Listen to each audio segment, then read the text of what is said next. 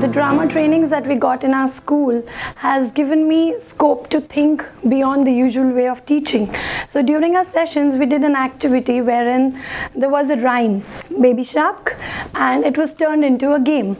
So I used the same thing. I took up the rhyme Incy Wincy Spider and I turned it into a math game wherein one team was trying to take the spider to the end of the spout by adding the numbers that they get on the dice, whereas the other team was trying to take the spider back by subtracting the numbers that they got on the dice.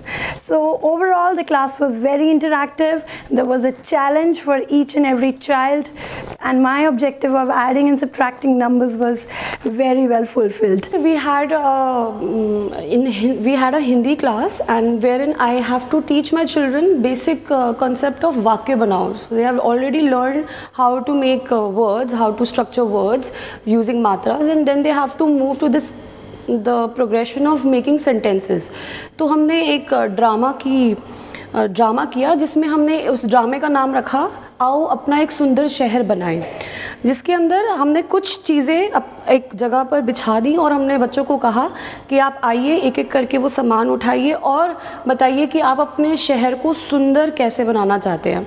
तो जब उन्होंने वो एक एक चीज़ उठाई and when they have to tell me or the other teacher that this is what, और मैं अपने शहर में ये चाहता हूँ या मैं अपने शहर में ये ज़रूरी चीज़ चाहती हूँ, इसकी वजह से उनको वाक्य रचना में बहुत मदद मिली.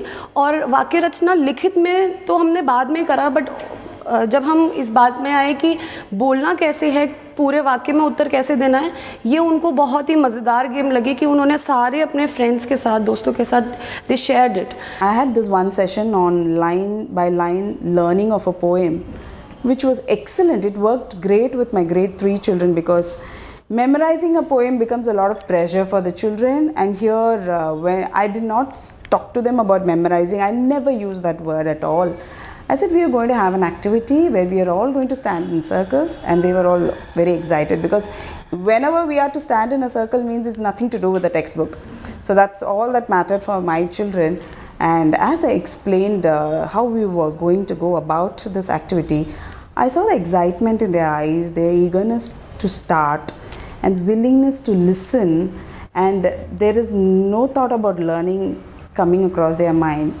And the activity step by step, as they took them through each step, I could see the excitement in their faces, because without knowing that they were learning to recite a poem, they were memorizing a poem, they were doing it, and that was so natural and it came so beautifully. There is this topic that we are doing in grade 4 right now in Global Perspective, that is the world of work. And the question that was put up in the class was, what if robots take up your job? So it is a complicated concept any which ways, with with artificial intelligence coming in and most of our things not being done manually but being done by machines. So what if robots take up your job?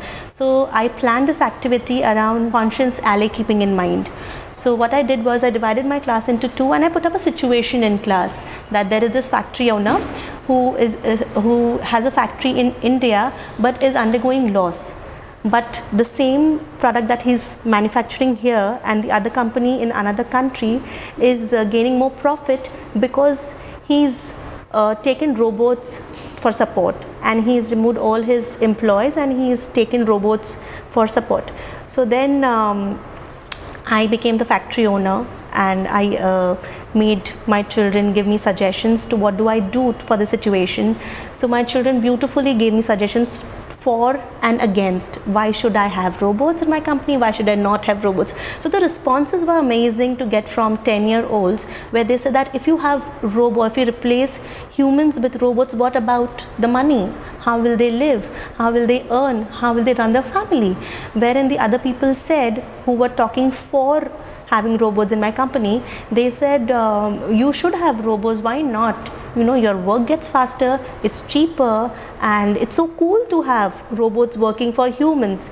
So and then in the end I had to make a decision based on the suggestions that they gave me, which was very difficult because they actually came up with wonderful responses for and against the question that I put across. So it was nice. Another activity was Samba Circle, which was very difficult to run in the class with 36 children, but we did it for forward counting, backward counting and number jumps, and that also worked very well. Perfect hand-eye coordination also was involved, and the acoustic counting 1, 2, 3, 4, forward and backward both, they were also involved. And we had a fun way, instead of just, you know, clapping and saying the numbers 1, 2, 3, there was some fun activity involved and everybody was speaking the numbers. That was the most best part about that activity. The learners have definitely changed when they learn through theatre. For example, we were doing patterns in our class with our kindergartners, and we were doing patterns with sounds. Like children, let's imagine the rain is coming, so the rain was softer, softer, softer. Then it became, when it started raining heavily, the sound grew, and when it thundered, there was more sound. So there was a lot of sync amongst the children, and children so focused. And I feel the message which we want to give, and learning happens from within, which is what we want. Ultimately, our philosophy of school also matches with theatre, that we want our kids to have inner discipline. They learn from within, not the rote learning way. So drama definitely brings fun and engages the child and helps him to develop holistically.